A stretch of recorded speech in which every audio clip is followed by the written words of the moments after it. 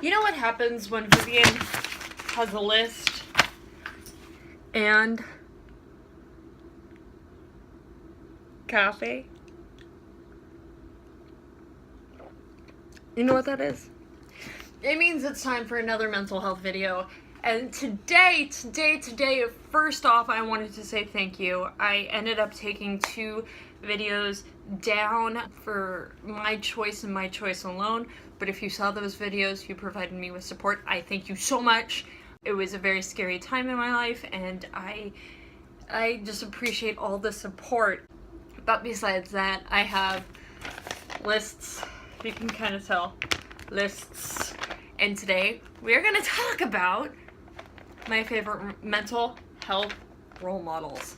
Now, when I say role model within this community, I mean someone who has provided the world with either great art, great education, anything despite having a mental illness, or someone who has come up and openly spoke about having a mental illness and just, because that is, and cue the cat. Every video, see, she's right there. Come here. Can you say hi? Oh, she's putting her down. Someone who has come forward and spoken out saying, yes, I do have this, but I am okay with it, which is really great because the more we talk about it, the more the stigma breaks, and there is no stigma, and more people can get the help that they need. And that's what I'm trying to aim to do, is to break that stigma so it's less of a problem, because people will no longer feel like it's such a bad thing to go and talk about, hey, I'm feeling this way, and I don't think I should be. So first off, let's start off with one of my favorites, and she just recently passed away, Carrie Fisher.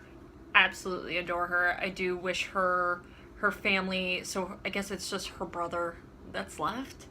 I wish him the best of luck after losing not only his sister, but then his mom, like a day or 2 later. But Carrie Fisher is such a big person within the mental health community because of the fact that she came straight out saying, hey, this is me, I have this. But basically, she came out and she, like, one of my favorite quotes, I have it on my list. I am mentally ill, and I can say that, and I am not ashamed of it, which is absolutely great. A lot of her books and everything that she has come out with have dealt with mental illness and alcoholism and substance abuse, like wishful drinking. The Princess Diarist is basically her discovering her bipolar during the wholeness of Star Wars.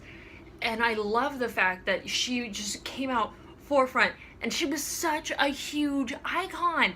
Everyone thought, she's gorgeous. She grew up gorgeous. Her parents are gorgeous. And just like, to have someone who was such in the limelight to be like, hey, it brought really to the forefront. And she was one of the first people to actually like come out and say it.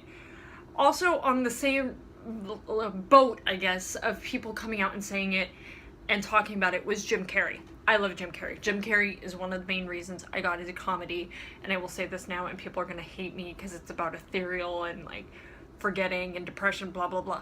I do not like Eternal Sunrise for the Spotless Mind, or whatever it's called. I get it. It's a really great movie. It's just not for me. I think of Jim Carrey as a comedian, and that just threw me off. It did not feel right.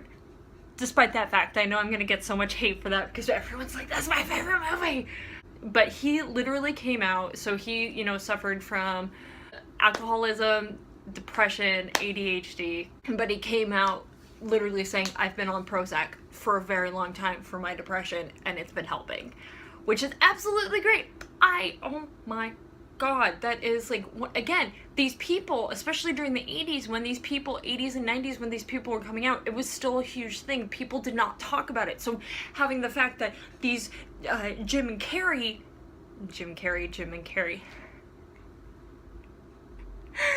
came out and talked about this is huge.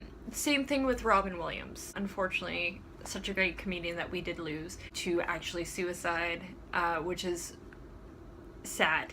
It's extremely sad, but he suffered from massive bouts of depression, and you know, these were all sorts of like on the comedy spectrum as well. These were all comedians, and a lot of people do say, and I consider myself a comedian as well. I do improv, sketch, and stand-up comedy, and it's kind of like a mask that they hide behind.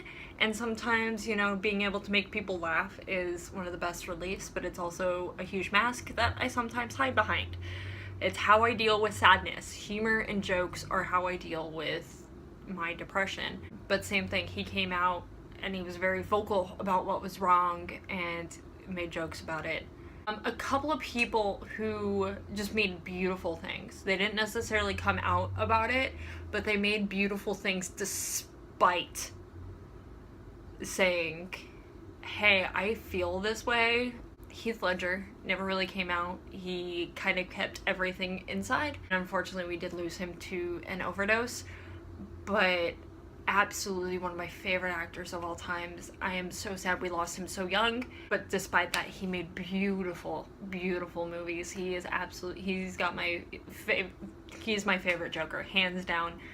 For all those Jared Leto fans, I'm so sorry, but Heath Ledger wins my heart. Another one of my favorite is Vincent Van Gogh, or Gough, depending on what part of the world you're in. Clearly suffered from, I mean, it says multiples, but he clearly suffered from depression. They also think he suffered from seizures. He might have been bipolar.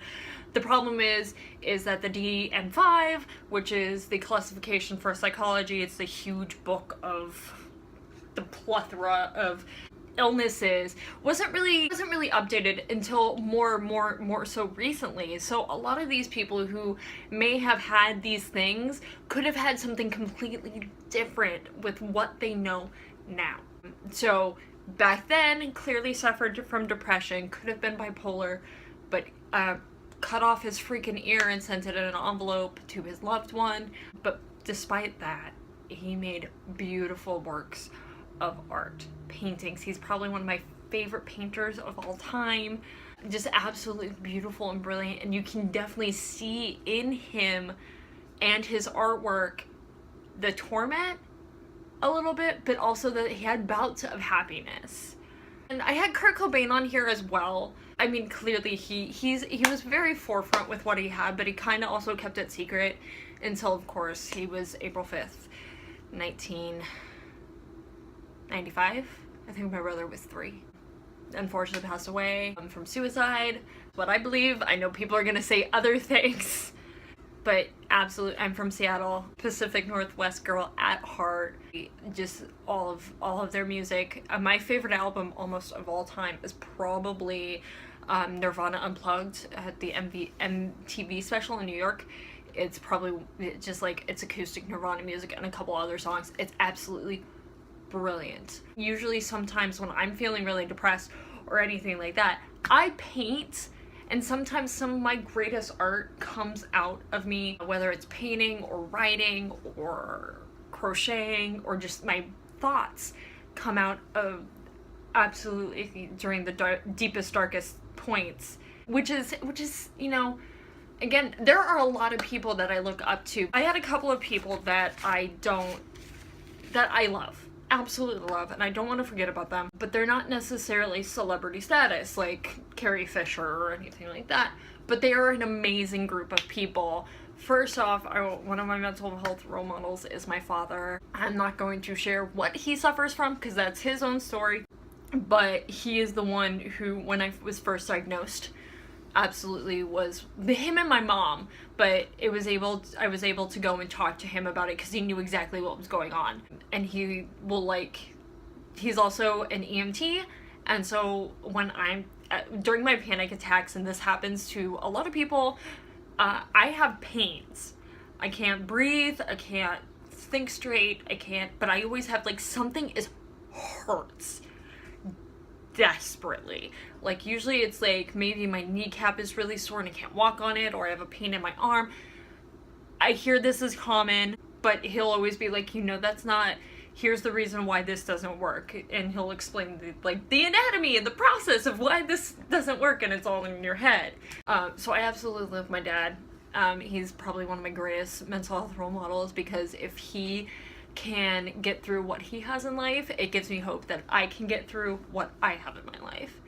One of my other friends, Lauren, absolutely adore her. She just started her own kind of mental health journey as well, and I'm really proud of her. Not gonna share what she has, it's her own story, but it's great to see someone who is almost at the same level of you. Like, we're very similar in what we deal with, and to see her going and fighting for it is so inspirational. I absolutely adore her, and it's really great because we live super close, and a lot of my friends around here do not necessarily have mental health issues. I haven't really had a whole bunch of friends with mental health issues, so it's great to be able to, like, hey, I'm feeling like this today, how are you feeling? And we can compare and everything. And again, like I said with my dad, if I can see that she can do what she's doing and she's fighting for it, it's just like, oh, well, she got out of bed today, so I can get out of bed today, because she's awesome, so am I. The other one is, I actually don't know his actual name, but he's on Instagram, and I will link, if anything, down below. You know I always do. But his Instagram handle is Geek Strong, one word, and I found him randomly. One of my other friends, who I absolutely adore, Jenny Lou Wonder, who is cosplays as Wonder Woman, had a picture of her and him, and he was dressed up as Superman. I was like, oh, this guy's really cool, let me see, blah, blah, blah, blah, blah. Well, I actually found out that he's a great cosplayer, first off. Second off, he does really great photography, and third off, he is a huge mental health advocate, and he is trying to break the stigma. I admire him so much for just trying to break the stigma, and that is a huge thing. Like, he's fighting the good fight, and that's why he's a freaking role model, is because he's fighting the good fight. So, Geek Strong, I actually don't know your actual name. I'll have to ask Jen next time I see her. Keep up the good work. I'm here with you, and if you ever need help, I am here.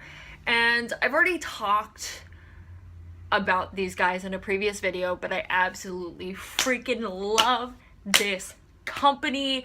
It's a non-profit. It is called Take This. I will leave the link down below to the past video and to their website. Basically, Take This is started out from a couple of friends who lost a friend to suicide, which is, again, really sad. But through that, they kind of made a realization amongst the geek, nerd, gaming community that a lot of us do suffer from mental health. And when these people go to, like, say, conventions, cons, expos, anything, it can be overwhelming for some people, especially people who have social anxiety or anxiety. And sometimes when I've actually never been to a con, but I've been to Disneyland when it's super crowded, and that's scary. It's overwhelming that there are so many people so together, and there's a lot of excitement which can play,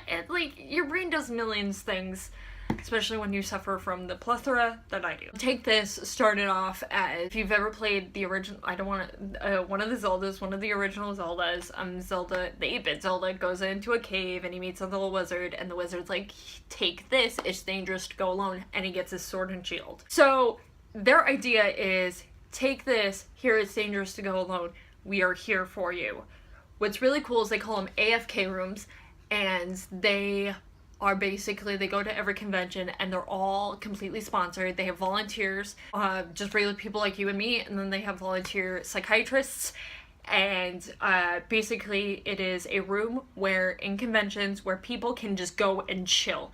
If they need to talk about it, they have snacks, they have people just to sit and listen, or if you're feeling really overwhelmed, you know, it's just a room for you to go and debrief, which sometimes at conventions, especially with people with social anxiety or who get overwhelmed really easily, that is a great place to go. Absolutely. So bravo, Take This. This is like a huge step for the gaming, nerdy, geeky community. So hopefully, and the first con that I ever go to will be, we'll have an AFK room, so I can just go in and say, hey, thank you for all you're doing. I might need it myself, but thank you for all you're doing. So I'll leave a link to both that video I shot previously and their website down below. But that's pretty much it. There are so many, when I was researching this video, there are so many people out there that I did not realize had mental health that I admire, but I wanted to stick to the people who really made an influence on my life as well. And it's crazy how much the statistic, it's like 1 in 4, 1 in 5. I see different statistics every day, but if you are in a small group of people, at least 1 or 2 of you are going to be suffering from a mental health illness. And so I will continue to fight the good fight and try and break the stigma of being an advocate for mental health, because the more we talk about it, the less of a stigma and the more people are comfortable about actually getting the help that they need. So, if you like this video, you know what to do. You give it a thumbs up, you hit that subscribe button, you can leave a comment if you want. I really do, and I try to get to every single comment. I reply to every single message I get. If you find me on Instagram, all that stuff, Instagram, Twitter, Snapchat, Vivloot, all down below. And I hope you guys have a wonderful, mentally healthy day. If not, I am here for you. I'm sending you love and hugs. And until next time, guys, cilantro. Oh, fuck. Cat hair. Ooh. Cat glitter.